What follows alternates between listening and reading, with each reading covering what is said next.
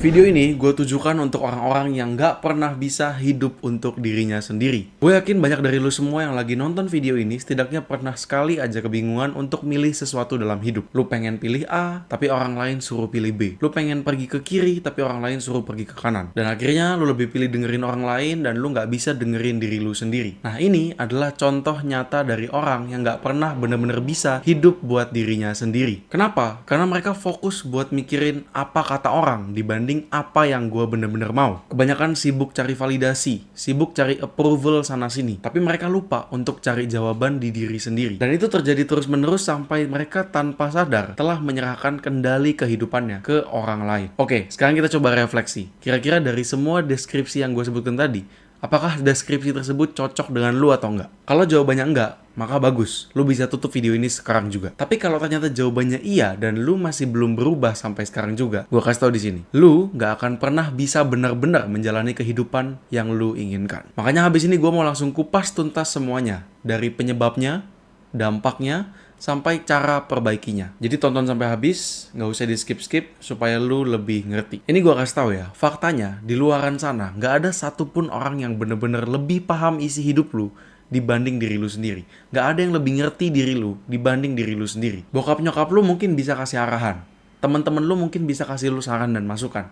Tapi mereka nggak bener-bener ada di dalam kepala lu, nggak bener-bener ngerasain apa yang lu rasain. Setiap orang itu pasti punya ide dan perspektif masing-masing tentang bagaimana lu harus hidup. Orang tua lu mungkin supaya lu aman, mereka pengennya lu kuliah. Temen lu mungkin bilang kalau karir lu harus di industri ini. Bahkan even sampai masyarakat luas, kalau lu sering perhatiin TikTok atau Instagram, ada standar-standar tertentu yang bilang kayak kalau lu umur segini, aset lu harus segini. Dan masih banyak lagi perspektif-perspektif orang di luar sana yang nggak kehitung. Tapi gue mau kasih tahu satu fakta penting yang agak pahit. Hampir semua orang yang kasih pendapat mereka ke lu tentang gimana lu harus hidup, tentang A, B, C, D, hampir semua dari mereka gak ada yang bener-bener peduli sama lu. Kemungkinannya cuma 3. 1, mereka kasih saran yang mereka anggap benar.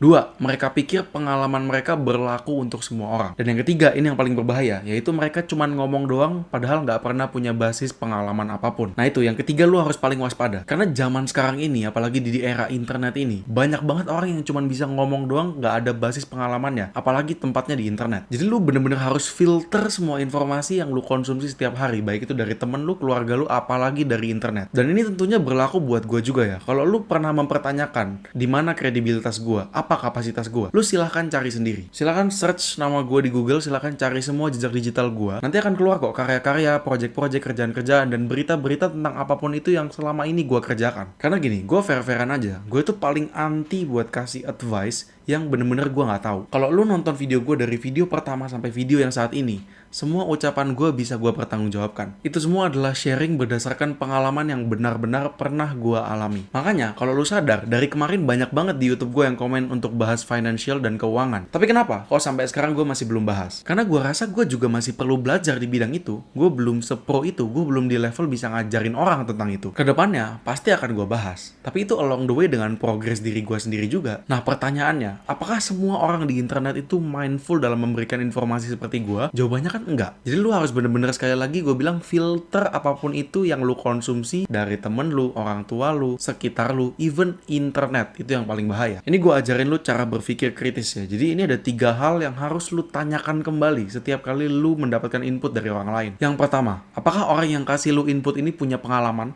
Yang kedua, apakah dia benar-benar kasih advice buat kebaikan gua atau itu cuman biasnya dia sendiri? Yang ketiga dan paling penting, apakah advice dia ini cocok dengan kondisi gua? Nah, 3 hal tersebut harus lu renungin baik-baik. Jadi tiap kali orang kasih lu saran, gak lu langsung mentah-mentah lakukan. Lu harus coba renungin dulu dalam diri sendiri, dan decision making akhirnya itu tetap lu yang pegang. Karena at the end of the day, lu punya hak penuh untuk mengontrol apapun yang lu inginkan di hidup lu sendiri. Orang lain terserah mau ngomong apa. Orang lain tuh akan selalu ada omongan. Mau lu berbuat baik akan ada omongan, berbuat jahat akan ada omongan. Jadi orang lain tuh terserah mau ngomong apa, karena lu lah yang bener-bener ngejalanin kehidupan ini. Contohnya gini deh, misalnya lu lagi terpuruk banget nih dalam hidup, terus lu nggak berusaha cari jawabannya dalam diri lu malah tanya sana sini, lu apply itu sarannya orang-orang ke hidup lu yang lagi terpuruk gitu. Ternyata dengan saran tersebut lu lebih terpuruk lagi, lebih bawah lagi. Lu pikir setelah terjadi kayak gitu orang-orang yang tadi ngasih saran masih peduli sama lu? Tentu enggak. Mereka akan lanjut dengan hidup mereka masing-masing. Sementara lu harus hidup dengan keputusan itu. Makanya menurut gue harusnya lu berhenti dikit-dikit nyari jawaban di luar. Mulai cari aja dulu dari diri sendiri. Lu yang paling tahu kondisi hidup lu yang paling tahu apa yang lu rasakan,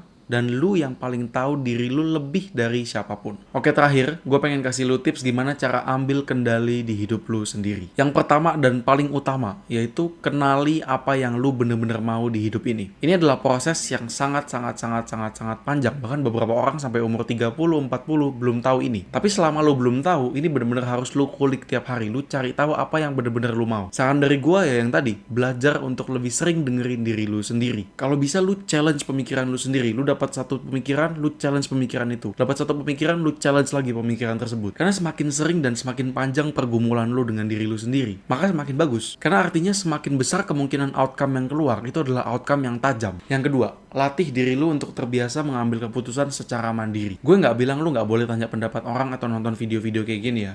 No. In many cases, nanya pendapat orang dan nonton video kayak gini pastinya akan membantu. Tapi gue bilang lu harus filter ke diri lu sendiri. Lu harus juga tanyakan dulu ke dalam diri lu sendiri. Jadi step 1 dan step 2-nya jangan sampai ketuker. Yang gue lihat banyak orang itu step 1-nya langsung tanya orang sebelum bahkan mereka tanya diri sendiri. Itu yang menurut gue salah. Jadi setiap kali lu bingung dengan keputusan, sebelum lu tanya orang, tanya dulu diri lu sendiri. Karena lu yang paling tahu kondisinya. Terus setelah itu lu mau tanya orang buat referensi ya suka-suka lu. Tapi intinya di akhirnya decision makingnya tetap harus lu yang mutusin. Alasan yang ketiga dan gak kalah penting adalah gak usah takut salah. Nah ini mungkin trigger utama kenapa banyak orang itu susah buat ambil kendali di hidupnya sendiri. Karena mereka kebanyakan takut salah. Nah ini kalau gue sebutnya orang-orang yang takut salah ini adalah orang-orang pecundang. Karena kalau lu takut salah, maka lu adalah orang yang gak pernah bisa siap untuk benar. Salah itu suka gak suka akan terjadi dalam kehidupan lu. Lu pasti akan make mistake. Lu pasti akan messed up. Lu pasti akan fucked up. Justru itulah yang bikin lu belajar. Jadi buatlah kesalahan sebanyak-banyaknya sedini mungkin. Karena dari kesalahan tersebut, lu bisa belajar lebih baik, lebih dini lagi. Itu aja dari gua. Semoga bermanfaat and have a blessed day.